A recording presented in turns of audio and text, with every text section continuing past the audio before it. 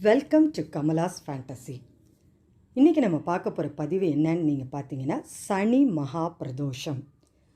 சனிக்கிழமை அன்னைக்கு வர பிரதோஷத்தில் சிவனுடைய அபிஷேகத்திற்கு இந்த பொருளை வாங்கி கொடுத்தால் நமக்கு குழந்தை வரம், வேலை வாய்ப்பு, சகல ஐஸ்வர்யம், நல்ல ஆரோக்கியம் கிடைக்கும். அதில் எந்த மாற்ற கருத்தும் கிடையாதுங்க. சனி மகா பிரதோஷத்தின் சிறப்புகள் என்ன, பலன்கள் என்ன, அந்த அன்னைக்கு நம்ம செய்கிற பூஜை, புனஸ்காரம், அபிஷேகத்தால் நமக்கு என்னென்ன பலன்கள் போன்ற அனைத்து தகவலும் இந்த பதிவில் தெளிவாக இருக்குங்க. ஸோ வீடியோவை ஸ்கிப் பண்ணாமல் முழுசாக பாருங்கள். இந்த வீடியோவை சப்ஸ்கிரைப் பண்ணாமல் பார்க்குறவங்க சப்ஸ்கிரைப் பண்ணி வச்சுக்கோங்க. பக்கத்தில் வர பெல் ஐக்கானை கிளிக் பண்ணுங்கள். அப்போ தான் நான் போடுற ஆன்மீக பதிவு உடனுக்குடன் உங்களுக்கு நோட்டிஃபிகேஷனாக வரும். சிவனுக்கு முக்கிய விரதங்களுள் முக்கியமான விரதம் எந்த விரதம்னு நீங்கள் பார்த்தீங்கன்னா, பிரதோஷ விரதம் தாங்க. பிரதோஷ வேளையில் சிவனை போய் தரிசிக்கிறது, சிவனுடைய அபிஷேகத்தை நம்ம கண்களால் பார்த்தாலே நமக்கு கோடி புண்ணியம் சேரும்.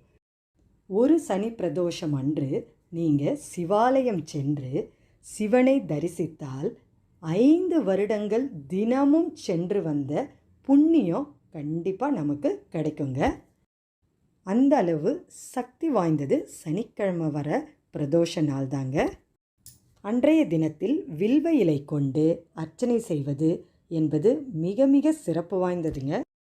தானம் தர்மம் செய்ய சனி பிரதோஷம் மிகவும் சிறப்பு வாய்ந்த நாளுங்க. அது மட்டும் இல்லாமல் நீங்கள் அந்த அன்னைக்கு சின்ன தானம் கூட நீங்கள் செஞ்சீங்கன்னா பெருமளவு புண்ணியத்தை நமக்கு சேர்த்துரும்.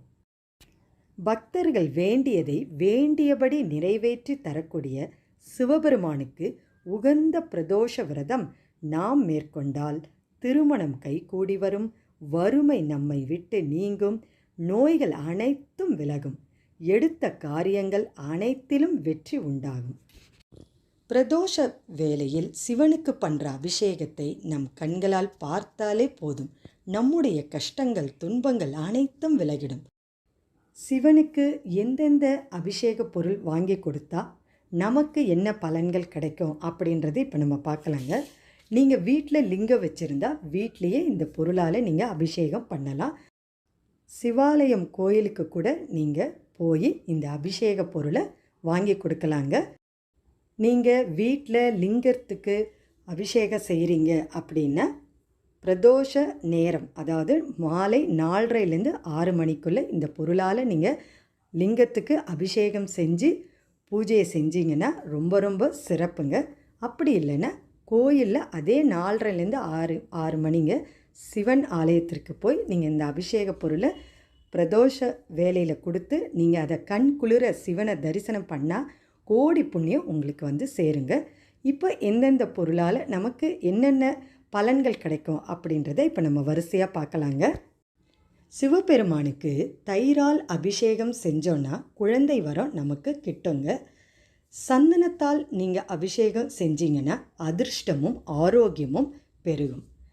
நமக்கு கடன் தொல்லைகள் தீரணும் அப்படின்னு நினச்சோன்னா அரிசி மாவை நம்ம வாங்கி கொடுக்கலாங்க அபிஷேகத்திற்கு. வேலை வாய்ப்பு அமைய சிவனுக்கு விபூதி அபிஷேகம் செய்யணுங்க. சர்க்கரை அபிஷேகம் கண்ணுக்கு தெரியாத எதிரிகளை அழிச்சிருங்க. குடும்ப நலன் காக்க சிவனுக்கு இளநீரால் அபிஷேகம் செய்யணுங்க. மரண பயம் நம்மை விட்டு நீங்க எலுமிச்சை சாற்றால் அபிஷேகம் செய்யலாம். ஆரோக்கியத்தை காக்க பாலால் நம்ம அபிஷேகம் செய்யலாங்க. சகல ஐஸ்வர்யமும் நமக்கு கிட்ட பஞ்சாமிர்த அபிஷேகம் ரொம்ப சிறப்பானதுங்க. வாழ்வில் முக்தி கிட்ட நெய் அபிஷேகம், அதுவும் பசும் நெய், அதால் நீங்கள் அபிஷேகம் செஞ்சீங்கன்னா வாழ்க்கையில் கண்டிப்பாக நமக்கு முக்தி கிடைக்குங்க. சனிக்கிழமை வர பிரதோஷ அன்னைக்கு சிவனை வழிபட்டோம் அப்படின்னா சனீஸ்வர பகவானையும் சேர்த்தே வழிபட்ட புண்ணியம் நமக்கு கிடைக்குங்க. அந்த சனீஸ்வர பகவானுடைய பரிபூரண அருளும் நமக்கு கிடைக்குங்க. மற்ற பிரதோஷ நாட்களை விட சனிக்கிழமை வர பிரதோஷம் மிகவும் சிறப்பு வாய்ந்தது. உங்களுக்கு இந்த அபிஷேக பொருளை அந்த அன்னைக்கு வாங்கி கொடுக்க முடியலன்னா பரவாயில்லைங்க. சிவன் ஆலயத்திற்கு சென்று பிரதோஷ வேளையில் சிவனுக்கு பண்ணுற அபிஷேகத்தை கண்களால் பார்த்தாலே கோடி புண்ணியம், நன்மைகள், பலன்கள் எல்லாமே வந்து கிட்டுங்க. இந்த மே மாதம் 2025 எப்போ சனி பிரதோஷம் வருது அப்படின்னு நீங்கள் பார்த்தீங்கன்னா, மே 10 2025 சனிக்கிழமை அன்னைக்கு தாங்க சனி பிரதோஷம். இந்த பதிவு உங்களுக்கு ரொம்பவே பிடிச்சிருந்தால் லைக் பண்ணுங்கள், உங்கள் உற்றார் உறவினருக்கும் ஷேர் பண்ணிவிடுங்க. அடுத்த ஒரு நல்ல ஆன்மீக பதிவோடு உங்களை சந்திக்க வரேன்.